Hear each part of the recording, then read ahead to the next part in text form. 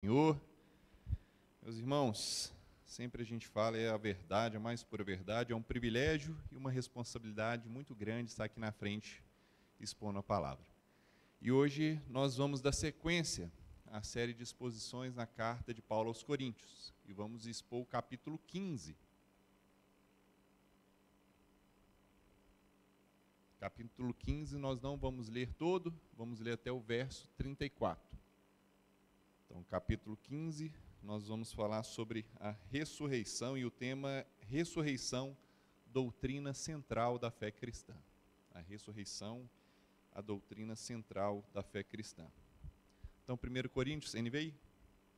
Vamos à leitura. Irmãos, quero lembrá-los do evangelho que preguei a vocês, o qual vocês receberam e no qual estão firmes. Por meio deste evangelho, vocês são salvos, desde que se apeguem firmemente à palavra que preguei. Caso contrário, vocês têm crido em vão. Pois o que primeiramente lhes transmiti foi o que recebi, que Cristo morreu pelos nossos pecados, segundo as Escrituras, foi sepultado e ressuscitou no terceiro dia, segundo as Escrituras, e apareceu a Pedro e depois aos 12. Depois disso, apareceu a mais de 500 irmãos de uma só vez, a maioria dos quais ainda vive, embora alguns já tenham adormecido. Depois apareceu a Tiago e então a todos os apóstolos. Depois destes, apareceu também a mim como a um que nasceu fora de tempo, pois sou o menor dos apóstolos e nem sequer mereço ser chamado apóstolo, porque persegui a igreja de Deus.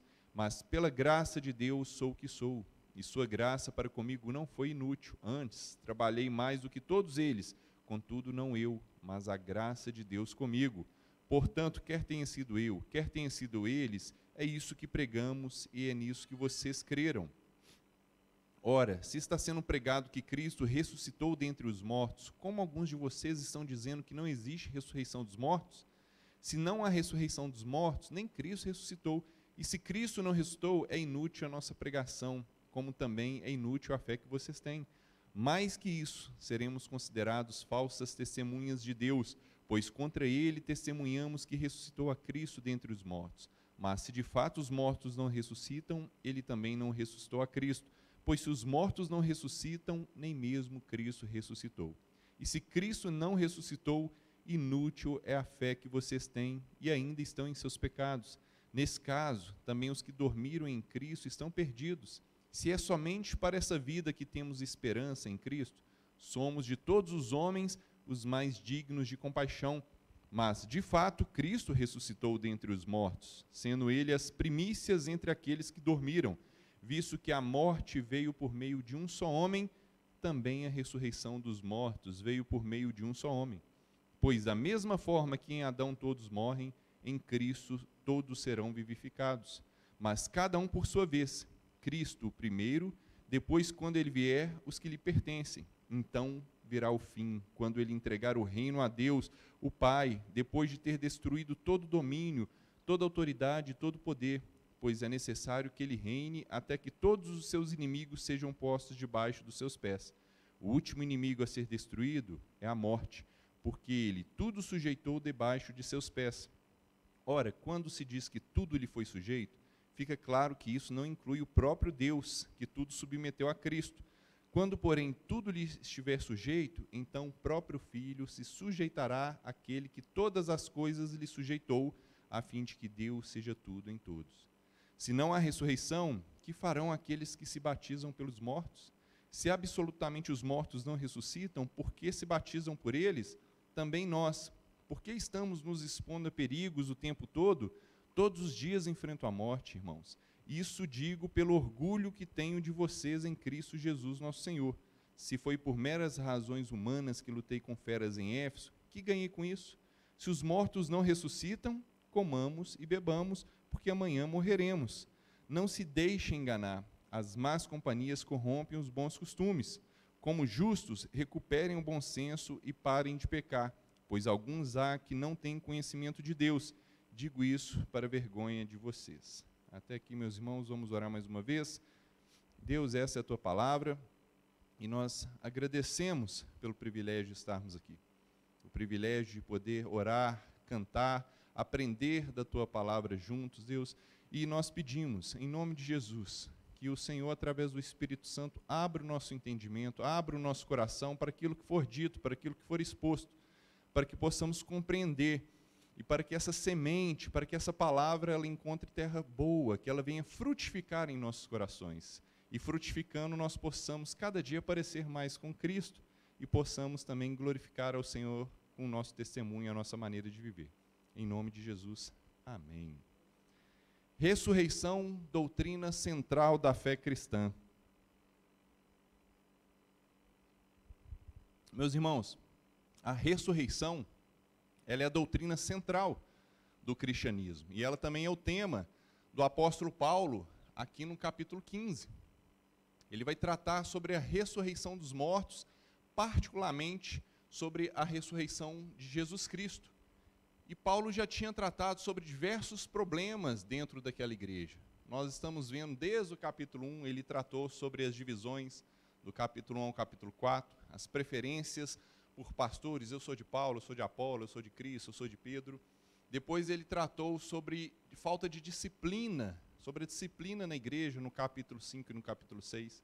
No capítulo 7 ele vai tratar sobre problemas relacionados ao casamento, solteirice, um novo casamento, a viuvez.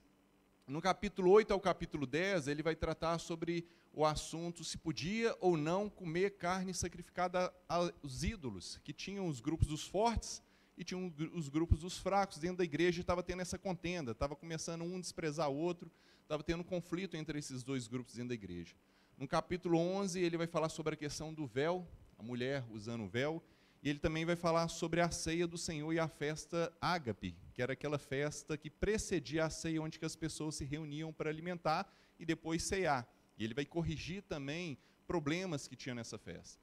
No capítulo 12, ele vai iniciar falando sobre os dons espirituais, onde que no capítulo 13 ele vai apresentar o amor como caminho excelente para nós exercermos os nossos dons, para nós exercermos o nosso ministério.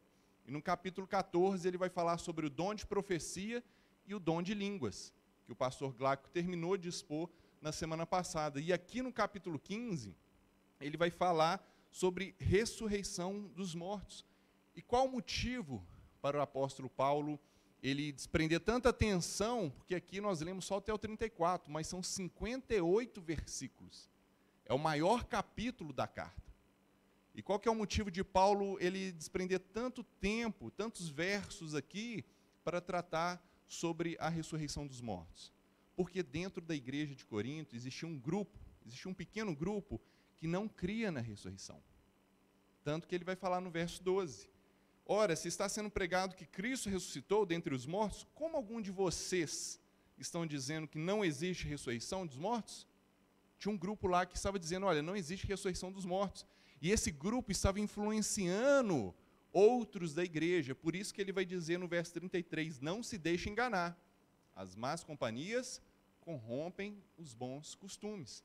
E esse grupo ele estava levantando questionamentos acerca da ressurreição.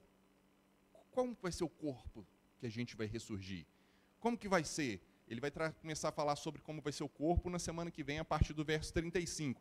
Mas esse grupo estava começando a levantar questionamentos em relação à ressurreição, mas não como uma dúvida de quem realmente acreditava, mas como uma forma de confrontar aqueles que acreditavam.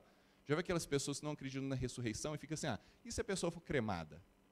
E se a pessoa, um pedaço de um corpo um lado, um pedaço de outro, como que vai ser? A pessoa começa a duvidar e fazendo alguns questionamentos.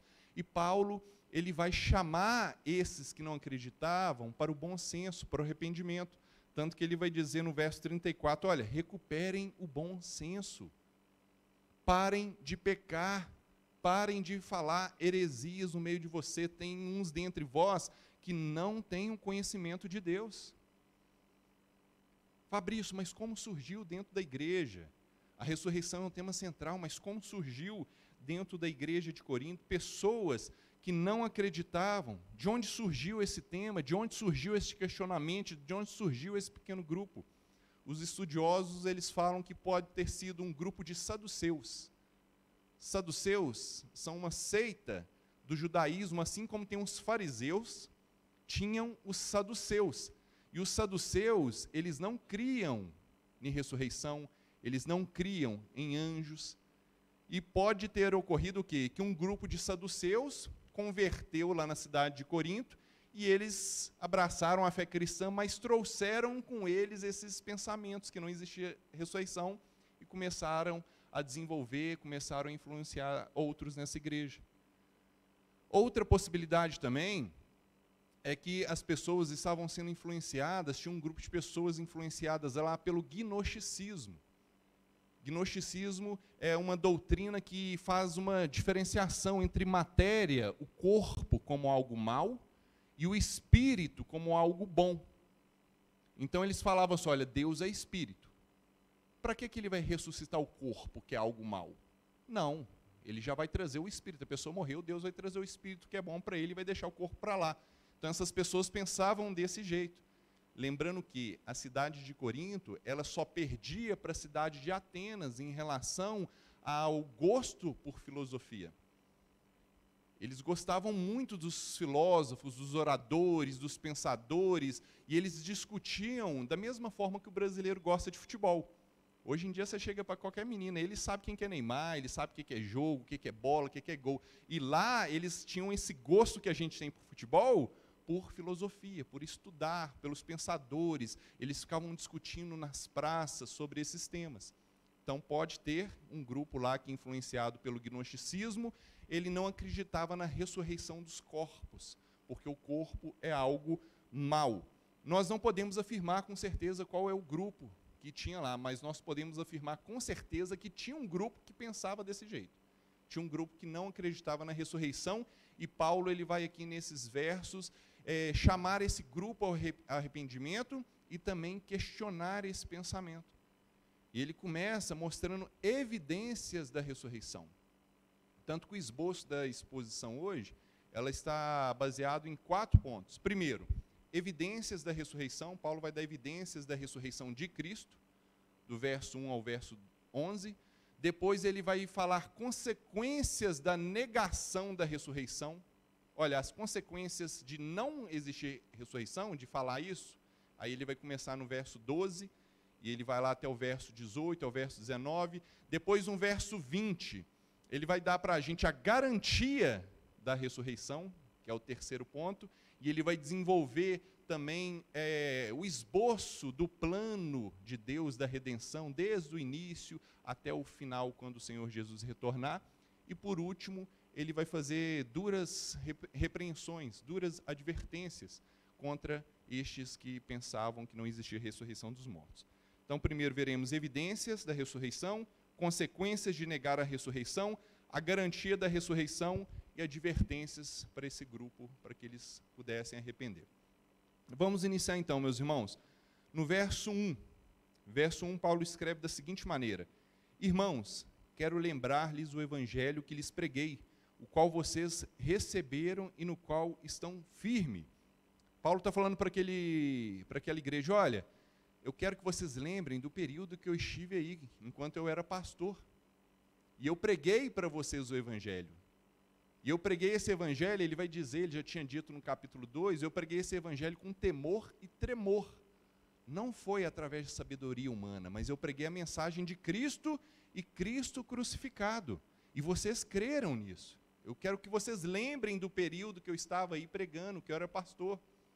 Vocês creram, com exceção desse grupo que estava negando a ressurreição dos mortos. E ele continua falando no verso 2, por meio deste evangelho, aí esse que ele acabou de lembrá-los que ele esteve lá pregando, vocês são salvos.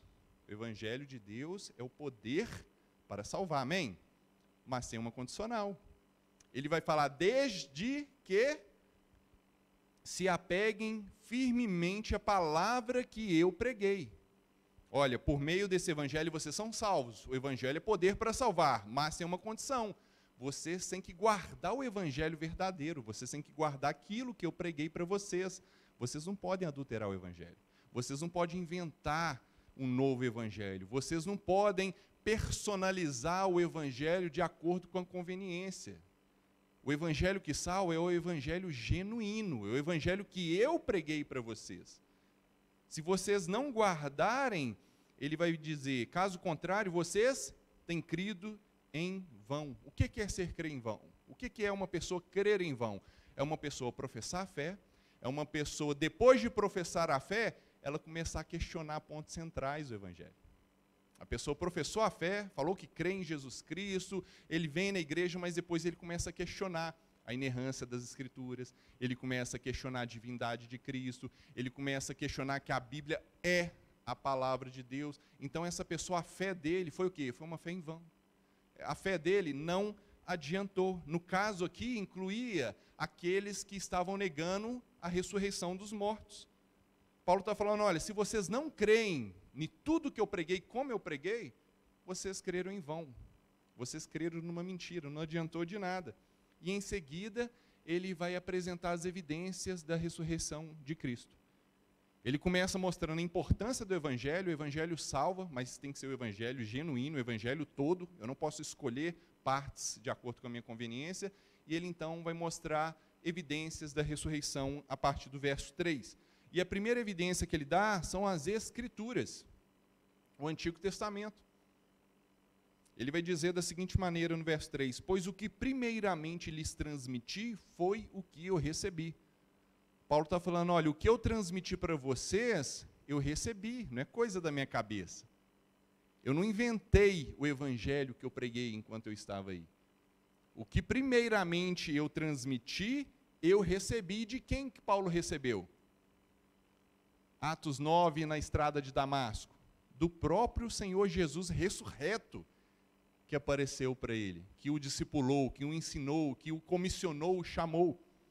E também os outros apóstolos, no período que Paulo estava em Antioquia, junto com Barnabé, tinha outros apóstolos que foram chamados antes dele, e Paulo também conversou com eles. O evangelho todo é o mesmo. O que Paulo pregou, o que Pedro pregou, o que Tiago pregou. Paulo está falando, olha, o que eu transmiti para vocês, primeiramente eu recebi, não foi coisa tirada da minha cabeça. E o que ele transmitiu para aquela igreja, na continuação do verso? Que Cristo morreu pelos nossos pecados, segundo as Escrituras. A primeira evidência aqui, Paulo está falando, olha, a mensagem que eu trouxe para vocês, ela não foi tirada da minha cabeça. Foi Cristo que me deu e ela está nas Escrituras. Ela está no Antigo Testamento.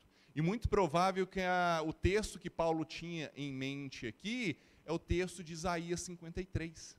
Quando a gente lê o texto de Isaías 53, é como se o profeta ele estivesse aos pés da cruz.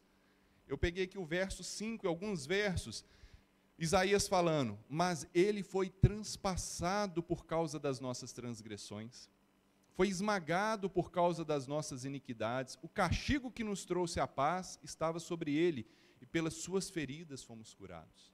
Verso 7, ele foi oprimido e afligido, contudo não abriu a sua boca, como um cordeiro foi levado para o matadouro, e como uma ovelha que diante de seus tosqueadores fica calada, ele não abriu sua boca. Verso 9, foi-lhe dado um túmulo com os ímpios e com os ricos em sua morte, embora não tivesse cometido qualquer violência, nem houvesse qualquer mentira em sua boca. Os irmãos estão vendo? A gente lendo isso é como se o profeta estivesse vendo Cristo morto na cruz. Ele esmagado, ele sofreu como ovelha muda levada ao matador, ele não reclamou. Então Paulo está falando, olha, a mensagem que eu trouxe, ela já foi profetizada, ela tem aqui como evidência a própria palavra, o Antigo Testamento, o profeta Isaías, ele já tinha falado sobre isso.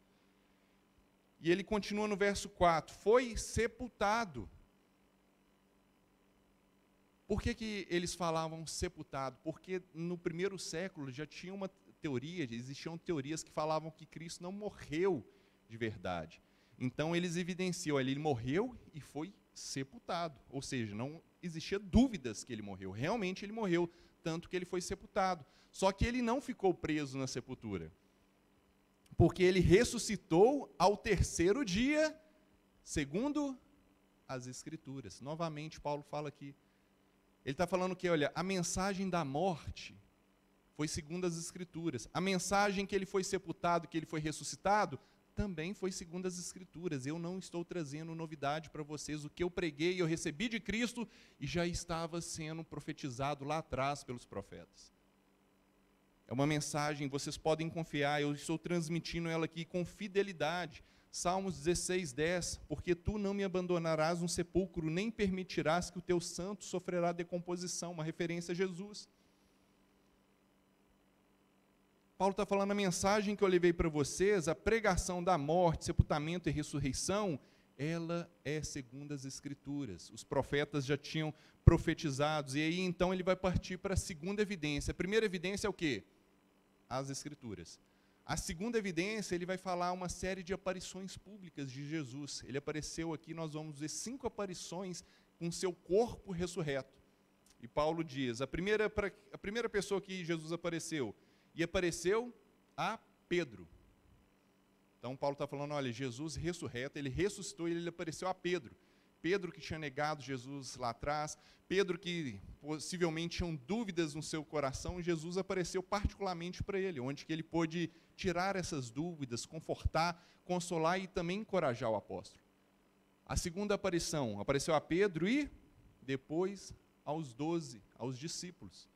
O Evangelho de João constata que pelo menos 2 vezes Jesus apareceu para os discípulos. E o livro de Atos vai nos dizer que Jesus ele ficou 40 dias entre os discípulos. Ele comeu, ele bebeu, ele conversou com eles sobre coisas do reino. Então Jesus apareceu para Pedro, segunda, para os 12, terceira no verso 6. Depois disso apareceu a mais de 500 irmãos de uma só vez. E Paulo vai frisar, no qual a maioria ainda vive. Ou seja, olha, ele apareceu para 500 irmãos, a maioria vive. Você, sem dúvida, pode sair lá e perguntar a eles. A gente não sabe se foi na Galileia, se foi em Jerusalém, mas a gente sabe que Jesus apareceu para 500 pessoas de uma vez. E uma observação, na corte de lei judaica, bastava 2 ou 3 pessoas afirmando um acontecimento para aquilo ser constatado real. Aqui, Jesus ele apareceu para 500 de uma vez, ou seja, ele apresentou uma prova esmagadora que ele estava vivo. Não tinha como contestar isso. Não era coisa, foi só Pedro que veio, foi só o grupinho que andava com ele que viu. Não, ele apareceu para 500 pessoas de uma vez. E não parou por aí. No verso 7, temos a 4ª aparição. Para quem? Depois apareceu a Tiago. E aqui não é Tiago apóstolo, é Tiago, irmão de Jesus. E lembrando que a família de Jesus, ela não cria na divindade dele durante o ministério terreno. Provavelmente fala, esse daí é louco, está tendo uns devaneios achando que é Deus, ele deve ter batido a cabeça quando nasceu. Não, eles não criam no ministério de Jesus. Mas aqui fala que Jesus apareceu para o seu irmão Tiago. E muito provável aqui foi a conversão de Tiago, porque aquele que não cria no ministério terreno, lá em Atos ele aparece como líder da igreja em Jerusalém. Então a gente viu aqui a mudança, a virada de chave em Tiago, muito provável por causa dessa aparição. Aquele que não cria, ele creu, e não só creu, ele se tornou líder da igreja. E a gente tem os estudiosos que falam que no 1º e no 2º século, os familiares, alguns familiares de Jesus, depois da ressurreição que creram, eles foram propagadores do evangelho, eles pregavam Jesus entre as regiões. E no final do verso 7, nós vimos a 5ª aparição, e então a todos os apóstolos. Então foi visto novamente aqui pelos apóstolos. O que Paulo quer dizer aqui, meus irmãos? O que ele está fazendo? Tinham pessoas que não criam na ressurreição dos mortos. E Paulo ele está combatendo a incredulidade na ressurreição dos mortos, mostrando evidências da ressurreição de Cristo. Por quê? Se mortos não ressuscitam, Cristo também não ressuscitou, mas ele está provando aqui, por A mais B, que Cristo ressuscitou. E depois, então, de falar essas 2 evidências, as Escrituras e as pessoas que viram, os testemunhas oculares da ressurreição, Paulo ele vai apresentar o seu próprio testemunho pessoal no verso 8 até o verso 10, onde que ele vai dizer, e depois destes, depois de aparecer para estes, ele apareceu também para mim, como a um que nasceu fora de tempo. Paulo aqui ele está encerrando as aparições de Cristo. Olha, depois de aparecer para Pedro, aparecer para Tiago, aparecer para os 12, aparecer para os 500, Jesus, por último, como se fosse uns 47 do 2º tempo, por isso que ele vai falar como a quem nasceu fora de tempo, que foi no finalzinho, parecia que não tinha jeito mais, Jesus, ele aparece para Paulo, lá na estrada para Damasco, e o chama para ser discípulo. A última aparição, a última pessoa a ver Jesus ressurreto foi Paulo. Por isso que nós falamos que não existe apóstolo hoje. Porque um dos critérios para ser considerado um apóstolo era ter visto Jesus em seu corpo ressurreto. Era ter sido chamado pelo próprio Senhor Jesus. Depois de Paulo, nenhuma pessoa pode falar. Todos os apóstolos estão mortos. Não existe apóstolo aqui, mais depois do apóstolo Paulo. E Paulo ele vai dizer que ele nasceu fora de tempo e ele vai desenvolver esse tema no verso 9. Paulo ele tinha consciência que ele tinha perseguido a igreja, ele tinha consciência que ele tinha sido um inimigo do cristianismo, um inimigo de Cristo. Tanto que ele diz no verso 9, pois sou o menor dos apóstolos e nem sequer mereço ser chamado de apóstolo, porque eu persegui a igreja de Deus. No 10, mas pela graça de Deus sou o que sou, e sua graça para comigo não foi em vão. Paulo está falando, olha, eu sei que eu persegui a igreja, eu sei que eu fui inimigo, mas aprove Deus em sua graça, em sua misericórdia, ele me chamou para ser apóstolo. E Paulo está falando, a graça dele não foi em vão, porque eu fui o que mais trabalhei. E de fato, Paulo foi o que mais trabalhou. Ele foi o que mais escreveu cartas. A teologia dele, a doutrina, os ensinamentos dele foram os que mais impactaram e impactam ainda a igreja até hoje. Contudo, Paulo vai falar, contudo, não eu, mas a graça de Deus. Ele sabia, olha, eu esforcei, eu trabalhei, eu fiz tudo que estava no meu alcance para propagar o evangelho, não tinha medo de nada, mas não fui eu. Foi a graça de Deus para comigo. Então, meus irmãos, não tem problema a gente saber que Deus nos abençoa. Deus ele abençoa pessoas para pregar, pessoas para ministrar, pessoas para cantar, pessoas para tocar, pessoas ministras de dança. Ele abençoa pessoas dando sabedoria para dar um conselho, para poder dar uma mensagem de encorajamento para quem necessita. Contudo, nós devemos lembrar que não somos nós mesmos que fazemos, mas é a graça de Deus para conosco. Nós trabalhamos, nos esmeramos, igual Paulo aqui, olha, eu fui que mais trabalhei, mas foi a graça de Deus na minha vida. Ele tinha consciência disso, meus irmãos. Paulo, de fato, tinha consciência da graça dele na vida dele, e ele vai concluir essa primeira parte das evidências no verso 11, quando ele diz, portanto, quer tenha sido eu, quer tenha sido eles, é isso que pregamos e é isso que vocês creram. O que Paulo disse até aqui para os coríntios? Olha, eu preguei o evangelho quando eu estive aí, vocês creram. Eu não preguei nada novo, eu transmiti aquilo que eu recebi. E eu mostrei aqui as evidências, nas escrituras, os apóstolos viram, 500 pessoas viram, se quiser vocês podem ir lá e perguntar para eles, que muitos ainda estão vivos. Agora, se vocês não acreditam nesses outros, eu mesmo vi, confia em mim, eu vi com meus próprios olhos Cristo ressurreto. Isso que ele está falando, foi ele que me chamou para ser apóstolo, eu não merecia, mas só que ele em sua graça me chamou. Ele está dando aqui as evidências da ressurreição de Cristo. E logo após, no verso 12, ele começa então falando das consequências de negar a ressurreição dos mortos. Ele deu as evidências, as escrituras, as aparições, os testemunhas oculares, o próprio testemunho dele. 3 evidências que ele deu que Cristo ressuscitou. E agora ele vai começar a segunda parte, mostrando as consequências de se negar a ressurreição dos mortos. Ele começa no verso 12. Ora, se está sendo pregado que Cristo ressuscitou dentre os mortos, como algum de vocês estão dizendo que não existe ressurreição dos mortos? Ele está falando, olha, a mensagem fundamental do cristianismo é a ressurreição de Cristo. Todas as igrejas pregam isso, os outros apóstolos pregam isso, os líderes cristãos pregam isso. Como que existe um grupo aí que não pensa nisso?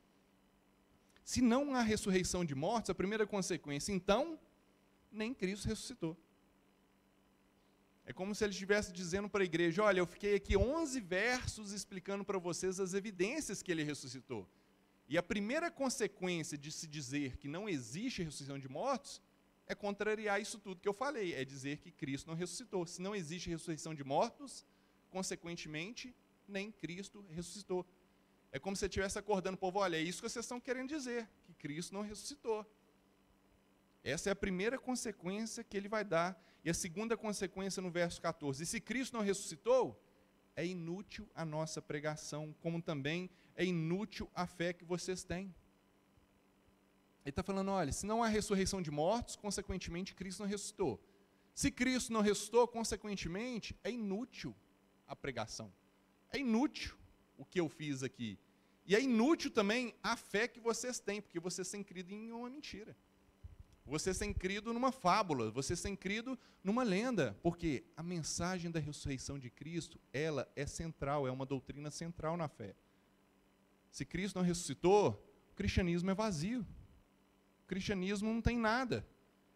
E essa é uma das consequências de negar. É inútil a fé que vocês têm, porque vocês estão acreditando em algo que não aconteceu. E no verso 15 ele vai falar a terceira consequência. Mais do que isso, nós seremos considerados falsas testemunhas de Deus, pois contra ele testemunhamos que ressuscitou a Cristo dentre os mortos. Mas se de fato os mortos não ressuscitam, ele também não ressuscitou a Cristo. No 16, pois se os mortos não ressuscitam, nem mesmo Cristo ressuscitou. Ele está falando, olha, outra consequência, nosso testemunho é falso. O testemunho de dezenas, centenas de cristãos que selaram isso com o seu próprio sangue é mentiroso.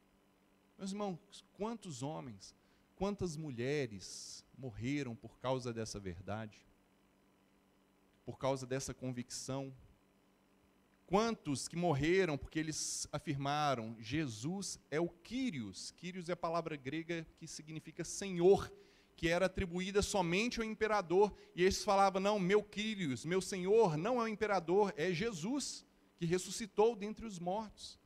Quantas pessoas derramaram sangue? Quantas pessoas tiveram seus corpos estraçalhados por feras no Coliseu, foram torturados, porque eles criam nisso. E Paulo está falando, olha, será que esse testemunho foi falso? Essas pessoas todas morreram em vão? Não é um testemunho que você dá agora, eu creio, e depois a coisa aperta, você muda de ideia. Não, eles foram até o fim, eles morreram por causa disso. Paulo está falando a consequência, dizer que Cristo não ressuscitou, é dizer que tudo o que foi escrito, tudo que os profetas falaram, tudo que essas pessoas que viram com seus próprios olhos, que todos são mentirosos, que todos são falsos profetas, que todos creram em vão. É uma consequência. O próprio Paulo, que era perseguidor do Evangelho, ele se tornou perseguido por causa do Evangelho. E qual foi a mudança de chave na vida dele? Foi ter visto Cristo ressurreto. Paulo está falando, olha, todo o testemunho é falso. Se Cristo não ressuscitou, é isso que vocês estão dizendo. E a quarta consequência, no verso 17, Paulo ele vai fechando o cerco. Ele começa mostrando, olha, se a gente fala que morto não ressuscita, consequentemente Cristo não ressuscitou.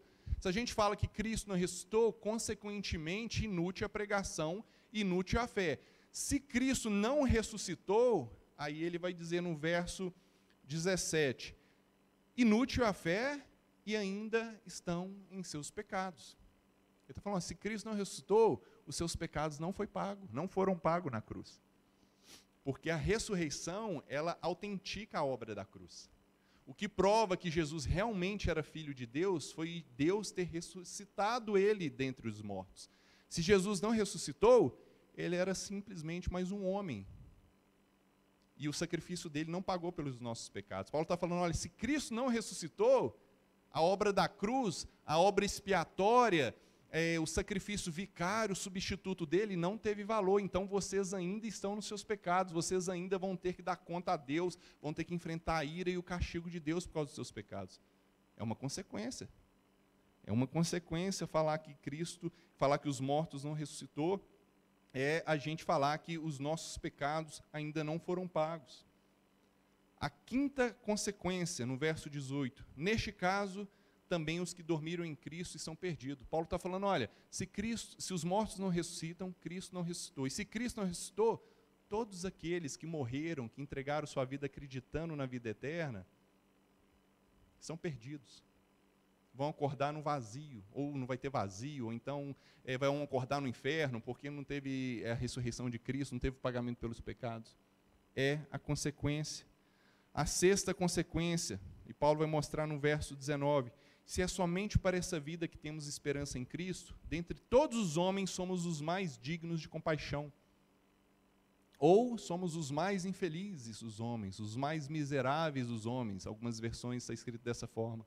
O que é que Paulo está dizendo? Meus irmãos, pensem comigo, quantos missionários que deixaram a facilidade, o conforto dos seus lares para ir pregar em lugares inóspitos?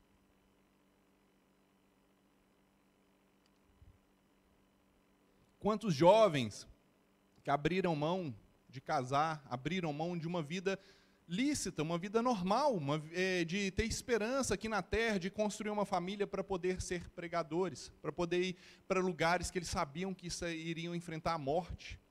Quantas mulheres abriram mão de ser dona de casa, de poder ter a sua família, para poder cuidar dessas pessoas, para poder fazer o bem, para poder servir a Cristo nesses lugares. Paulo está falando, olha, se Cristo não ressuscitou, vocês estão falando que mortos não ressuscitam. Se mortos não ressuscitam, Cristo não ressuscitou. Se Cristo não ressuscitou, nós somos os mais infelizes dos homens, porque nós estamos perdendo tempo aqui servindo a Deus, nós estamos perdendo tempo abrindo mão de prazeres para poder servir a Deus, nós estamos perdendo tempo aqui agora nesse culto. Se Cristo não ressuscitou, você está perdendo tempo aqui no culto, você podia estar na sua casa curtindo sua família. Se Cristo não ressuscitou, você está perdendo tempo vindo na igreja. Se Cristo não ressuscitou, esses missionários todos que abriram mão, que negaram a si mesmo, a prazeres, as coisas lícitas, eles perderam tempo. É isso que ele está dizendo. O cristão é o mais infeliz dos homens. Negar a ressurreição dos mortos é dizer isso. Como consequência, as pessoas estão dizendo isso. Mas graças a Deus que Cristo ressuscitou. Glória a Deus que Cristo ressuscitou. E Paulo vai afirmar isso no verso 20. No verso 20, ele inicia a terceira parte da pregação, onde ele vai dar a garantia da nossa ressurreição. Ele deu as evidências da ressurreição de Cristo, ele deu as consequências de dizer que mortos não ressuscitam, e agora no 20 ele diz, mas de fato Cristo ressuscitou dentre os mortos. De fato Cristo ressuscitou, sendo as primícias daqueles que dormiram, sendo as primícias daqueles que morreram. O que é primícia? São os primeiros frutos. Na época, a economia era pecuária e agricultura. E o que o fazendeiro, o que o agricultor fazia? Ele pegava os primeiros frutos, tinha uma colheita lá, vai ter uma colheita de trigo. Ele ia, pegava os primeiros frutos, ele ia no mercado e mostrava. E aqueles que estavam interessados, eles analisavam aqueles primeiros frutos, e se eles gostassem da qualidade, eles já fechavam com aquele fazendeiro, com aquele agricultor. Olha, pode fechar a colheita para mim. Esses frutos aqui eu vou querer. E Paulo está falando que Cristo, a ressurreição de Cristo, é a primícia daqueles que dormiram. O que significa isso? Ele está dizendo que a ressurreição de Cristo é uma amostra da nossa ressurreição. É primícia os primeiros frutos. O fazendeiro pegava os primeiros frutos, levava, as pessoas analisavam e falavam, não, eu vou querer. Essa amostra aí eu gostei da qualidade, eu vou querer. Paulo está falando que a ressurreição de Cristo, ela é a garantia da nossa ressurreição. Da mesma forma como os primeiros frutos estavam ligados à colheita toda, a ressurreição de Cristo está ligada à nossa ressurreição. E tão certo como aqueles primeiros frutos eram garantia que estava vindo a colheita, a ressurreição de Cristo, ela é a garantia da nossa ressurreição. Glória a Deus, glórias a Deus por Jesus Cristo.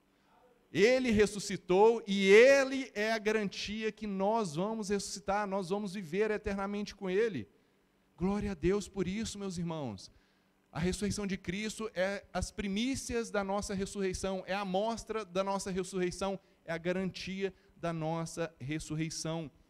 E Paulo agora vai fazer uma comparação de Adão com Cristo no verso 21, verso 22, quando ele diz, visto que a morte veio por meio de um só homem, também a ressurreição dos mortos veio por meio de um só homem. Paulo faz aqui um paralelo entre Adão e Cristo. Ele está dizendo assim, ó, assim como em Adão a morte começou, os irmãos lembram, Adão ele pecou, e Adão ele era o representante da humanidade. E a consequência do pecado dele, a corrupção, a morte, ela foi estendida a toda a sua descendência. E Paulo está falando, da mesma forma que a morte chegou por um homem que é Adão, a vida eterna, ela chegará por um homem que é Jesus Cristo. É interessante a gente notar aqui que é um paralelo como que Deus resolve o problema do pecado. Ele diz no verso 22, pois da mesma forma como em Adão todos morrem, em Cristo todos são vivificados. Está falando que da mesma forma como o problema começou, como que o problema começou? Como que a morte chegou? O representante da humanidade desobedeceu e a consequência foi a morte. E isso estendeu para toda a descendência. Foi assim que começou o problema, não é? Como que Deus resolveu o problema? Ele mandou o outro Adão, o segundo Adão, outro homem para representar a humanidade, que é Jesus Cristo. E Jesus Cristo, ele obedeceu. E a justiça dele, o resultado, os benefícios da vida dele, elas foram transferidas para todos aqueles que creem nele. Glória a Deus por isso. Da mesma forma que a morte chegou através de um homem, a vida eterna e a ressurreição também chegou através de outro homem, Jesus Cristo. Glória a Deus. Nós colhemos as consequências da desobediência de Adão, o pecado e a morte. E nós colhemos os benefícios da obediência de Cristo, a ressurreição e a vida eterna. Glória a Deus novamente por Jesus Cristo. E alguns daquele grupo que não criam em ressurreição podiam perguntar, mas Paulo, já tem 30 anos, já tem 40 anos, e ninguém ressuscitou ainda? Quando que vai ser isso?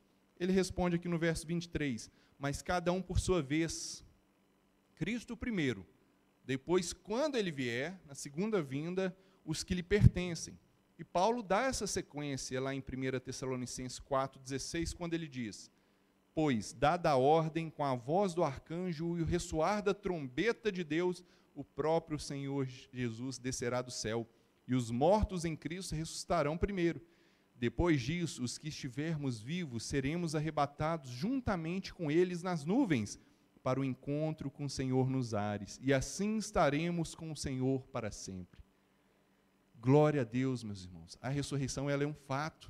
Nós vamos ser arrebatados, nós vamos encontrar com o Senhor quando Ele retornar.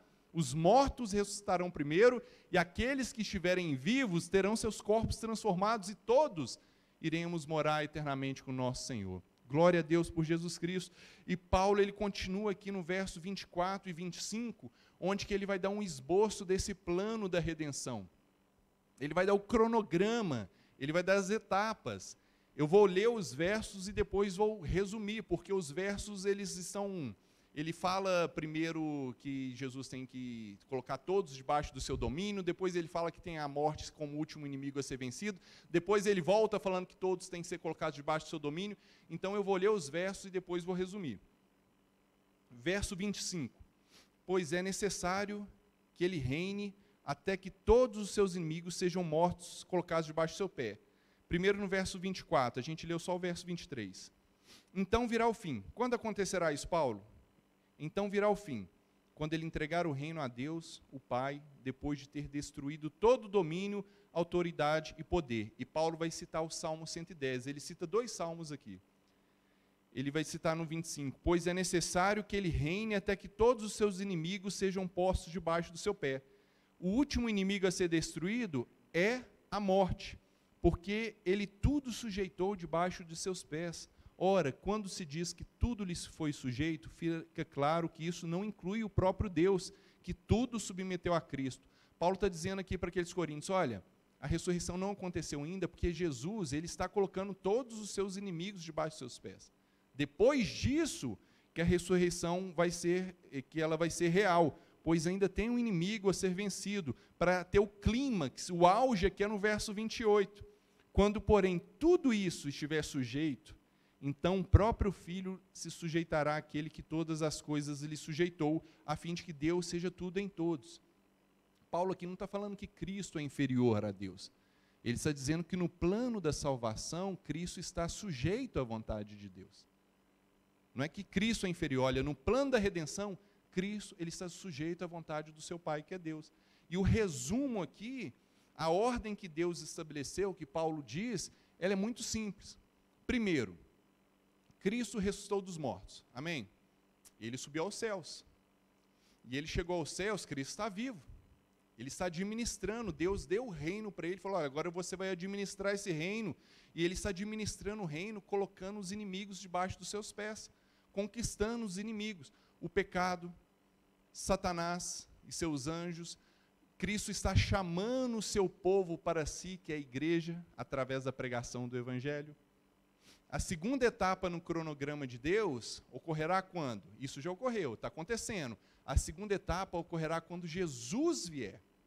Quando o retorno de Cristo em glória a esse mundo. O que o Senhor Jesus vai fazer? Ele vai julgar todos os homens, ele vai julgar os ímpios, ele vai julgar e condenar, lançar Satanás no lago de fogo. Que o apóstolo João vai falar lá em Apocalipse 20, no verso 10. E aqui uma observação: o diabo não está no inferno, Satanás não está no inferno. Ele está solto por aí. Ele vai ser lançado, o inferno vai ser inaugurado quando o Senhor Jesus vier. Que lá no capítulo 20, no verso 10, está falando que ele vai lançar o anticristo, a besta, no lago de fogo. E outra observação também, Satanás, muitas pessoas têm a imagem que ele vai ser o rei do inferno, que ele vai estar com o seu tridente, e ele está feliz lá, não, Deus, olha, manda esse daí que eu vou atazanar ele aqui, manda esse daí que eu vou cutucar ele aqui com o tridente, eu vou fazer tortura para todo mundo, vou sair torturando, como se ele reinasse. Satanás não é rei do inferno. Inferno será o lugar de castigo e tormento também de Satanás. Então a gente tem dois pensamentos errados. Primeiro, achar que Satanás está no inferno, lá atazanando as pessoas que morreram, e também achar que ele é o rei do inferno, que lá é um lugar bom para ele, que ele vai dominar. Não, lá é o lugar que ele vai sofrer castigo eterno, que ele também vai ser atormentado. E isso vai ocorrer quando? Quando o Senhor Jesus retornar, quando Cristo vier, aí Cristo vai ressuscitar os mortos. Crentes para a vida eterna, não crentes para a condenação eterna. A nossa alma, ela vai se juntar ao nosso corpo novamente, e nós seremos completos. E completos nós vamos entrar no novo céu e na nova terra. Deus, ele vai restaurar esse universo. Novo céu e nova terra, que novamente o apóstolo João vai relatar em Apocalipse 21. E nós vamos viver com Deus eternamente. E aqui, meus irmãos, só então o último inimigo de Cristo será vencido, que Paulo relatou no verso 26. Qual que é o último inimigo? A morte. A morte, ela ainda nos prende. Nós morremos, você vai morrer, e o seu corpo vai ficar preso, o espírito vai para Deus, mas o corpo ainda está preso pela morte. Mas quando o Senhor Jesus retornar, ele vai ressuscitar todos da sepultura. A morte não vai prender mais ninguém. A morte não vai mais ter o seu aguilhão, ela não vai reter mais ninguém na sepultura, pois todos vão ser ressuscitados. Então a morte vai ser vencida. A morte aqui, ela vai estar extinta. Por isso que fala que a morte é o último inimigo, que só quando o Senhor Jesus retornar e ressuscitar todos os mortos, que não existirá mais morte. Então, depois que tudo isso ocorrer, depois que tudo estiver sujeito a Cristo, o que é tudo?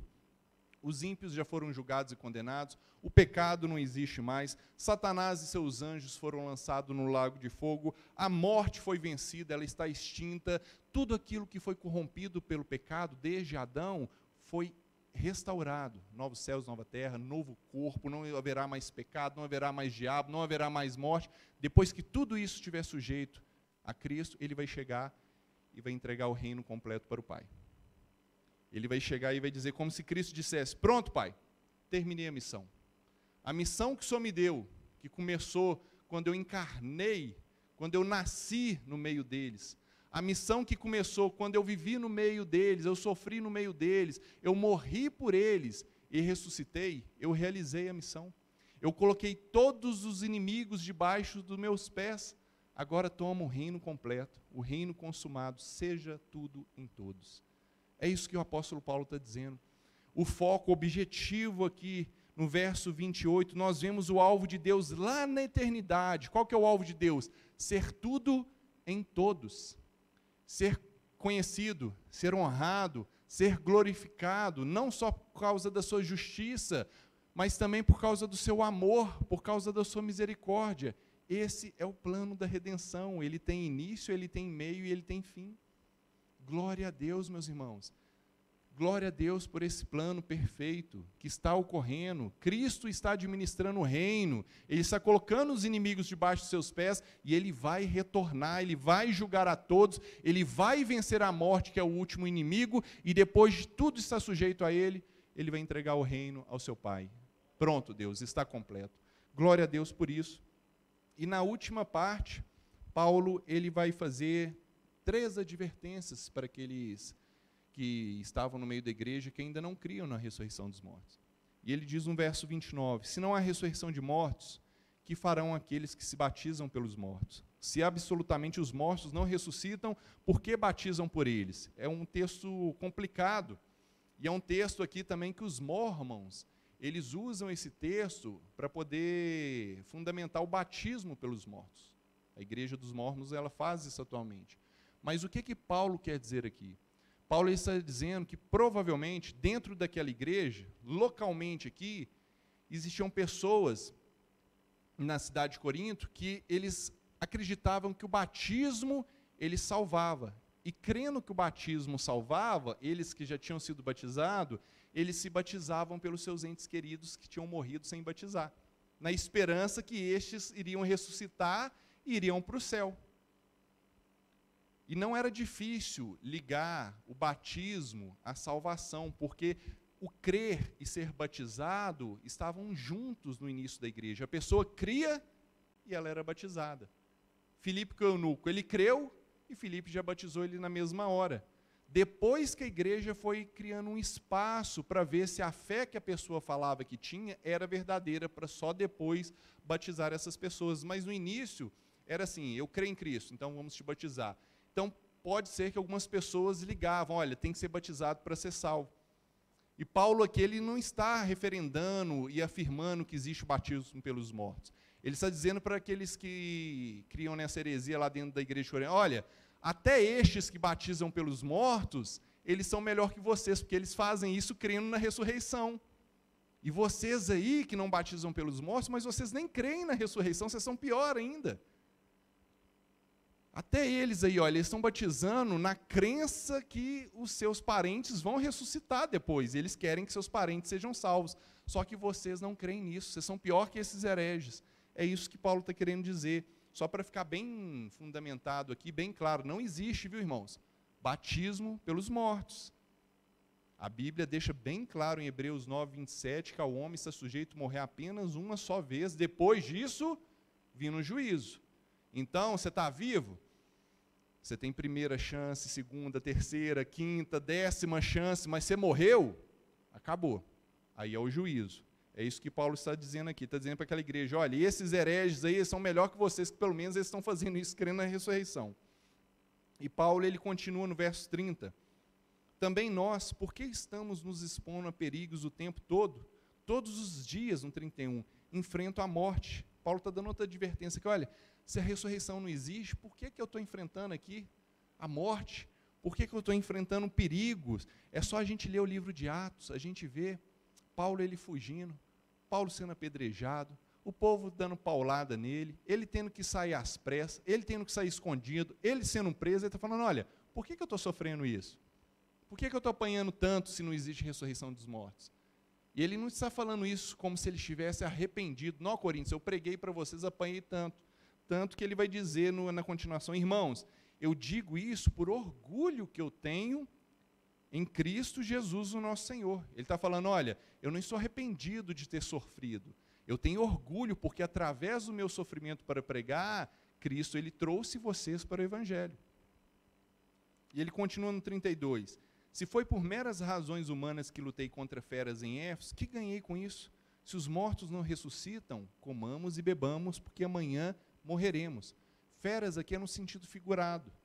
Ele está dizendo, muito provavelmente, ele está fazendo menção, quando ele, lá no episódio em Atos 19, 23, que ele estava em Éfeso, e ele começou a pregar, falando que existia só um Deus. Só que lá tinha a Diana dos Efésios.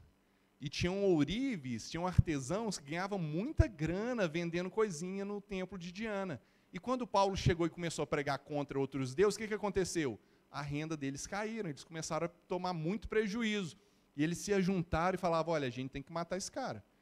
Esse cara vai acabar com os nossos negócios. Muito provável, Paulo aqui está fazendo uma referência a essas feras que ele teve que lutar em Éfeso, que eram pessoas que estavam agindo como predadores para suas presas, queriam estraçalhar, queriam matá-lo.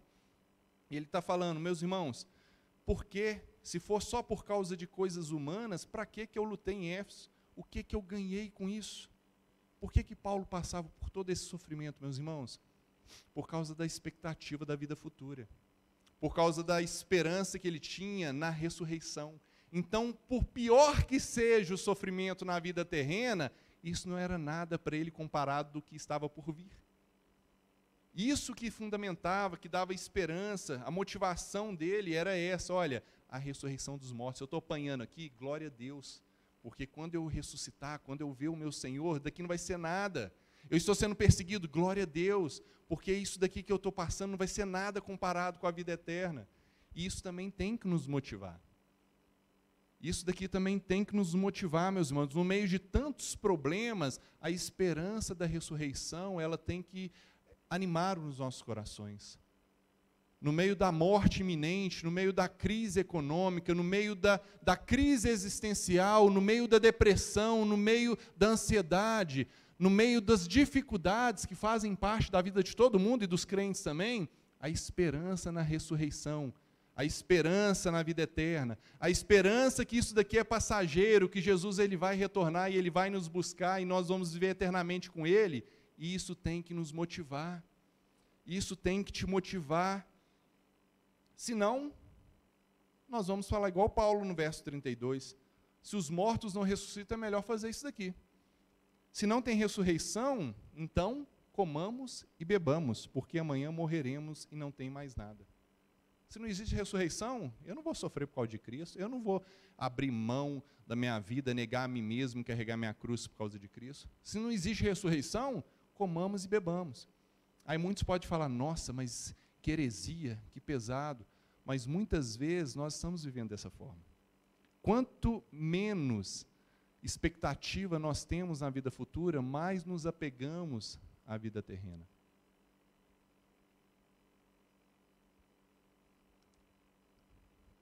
Quanto mais a expectativa na ressurreição vai diminuindo, a gente deixa de fitar os nossos olhos na vida eterna, a gente deixa de lembrar que isso daqui é passageiro, quanto mais isso vai acontecendo na nossa vida, esse lema ele vai se tornando realidade, comamos e bebamos. Vamos viver, trabalhemos, vamos desfrutar dos prazeres. A gente lendo parece que é algo pesado, mas muitas vezes estamos vivendo igual esse povo aqui. Estamos só comendo, bebendo, trabalhando, planejando nossa vida em 80 anos, 70, 80, 90, 100 anos e estamos esquecendo que isso é passageiro, que nós vamos fechar os nossos olhos aqui, nós vamos morrer. A única garantia que eu tenho é que eu vou morrer. E a gente tem que tomar cuidado, meus irmãos. E eu não estou falando aqui de coisas terrenas, de pecado, mas coisas lícitas. O trabalho, construir família, ter uma carreira, estudar, isso não é pecado. Mas se a gente não tomar cuidado, essas coisas que não são pecados, elas tiram de nós o foco que é a vida eterna. A gente deixa de ter apego e zelo pelas coisas espirituais, a gente fica muito preocupado com esse mundo. Quanto mais a gente se apega nesse mundo, menos a gente pensa nas coisas espirituais. É uma advertência para nós também, cuidado. O ideal é que nós tivéssemos em Deus a nossa maior fonte de alegria, satisfação e prazer. E as outras coisas, elas vão sendo acrescentadas em nossa vida. No verso 33, mais uma advertência, não se deixe enganar. As más companhias corrompem os bons costumes. Muitas vezes as mães, os pais dizem isso para os filhos, só quem não é da igreja, ó, cuidado, as más companhias corrompem os bons costumes. Paulo está falando aqui, olha, cuidado aí dentro da igreja. Cuidado dentro da igreja também com as más companhias teológicas, que elas corrompem os bons costumes. Vocês estão deixando gente dentro da igreja aí ficar espalhando heresia. Quando eu falo as más companhias teológicas, eu estou falando de coisas centrais da fé cristã. Tem coisas que são secundárias. Tem gente que é arminiano, que é calvinista. Arminiano vai para o céu? Vai. Calvinista vai para o céu? Vai. Pré-milenista vai para o céu? Amilenista, pós-tribulacionista, vai para o céu? Vai, todos vão para o céu. Agora a pessoa que nega a ressurreição de Cristo vai para o céu? Não. A pessoa que nega a inerrância da Bíblia vai para o céu? Não. A pessoa que nega que a Bíblia é a palavra de Deus vai para o céu? Não, isso é central. Paulo está falando assim, olha, cuidado com as amizades que negam aqui pontos centrais, Porque, meu irmão, se eu começo a andar com pessoas, ele não está proibindo, ele está falando, cuidado, você tem que filtrar bem.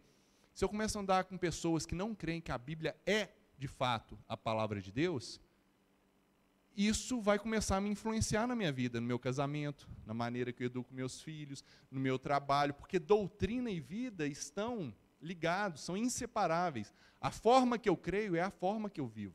A forma que eu acredito é a forma que eu vou criar minhas filhas. A forma que eu acredito é a forma que eu vou levar meu casamento, meu trabalho.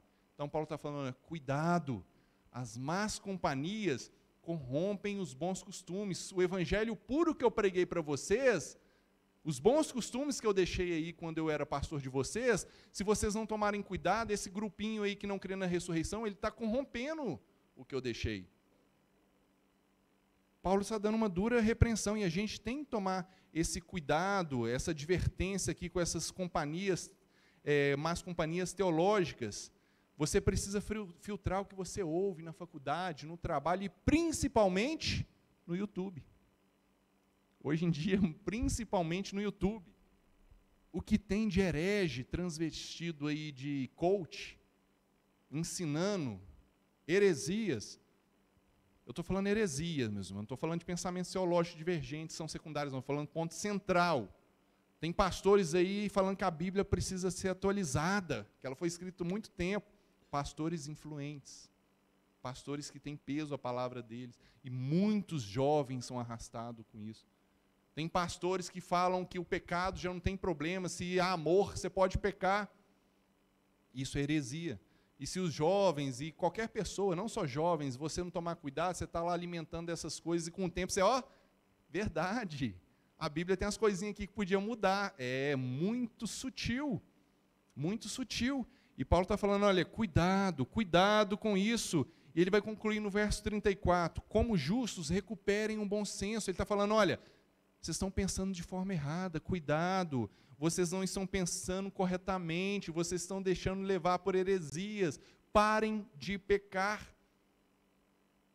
Na continuação do verso 34, parem de pecar, ensinar, afirmar que não há ressurreição dos mortos é uma heresia, pois é algo central na fé. E heresia é pecado, está em Gálatas 5:20 como obras da carne. Pecado não é só adultério e mentira, não, heresia também é pecado. Está junto com porfias, feitiçarias, idolatrias, tem heresia. Paulo está falando, olha, parem de pecar, parem de ensinar, parem de afirmar essa heresia no meio de vocês, pois alguns há que não têm conhecimento de Deus. Digo isso para vergonha de vocês. Paulo está falando, olha, acreditar em heresia é uma evidência que vocês não têm a fé salvadora.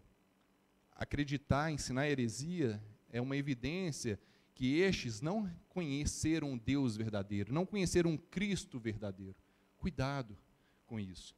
Meus irmãos, e para aplicar alguns pontos, o primeiro, a ressurreição de Cristo é a doutrina central na fé cristã.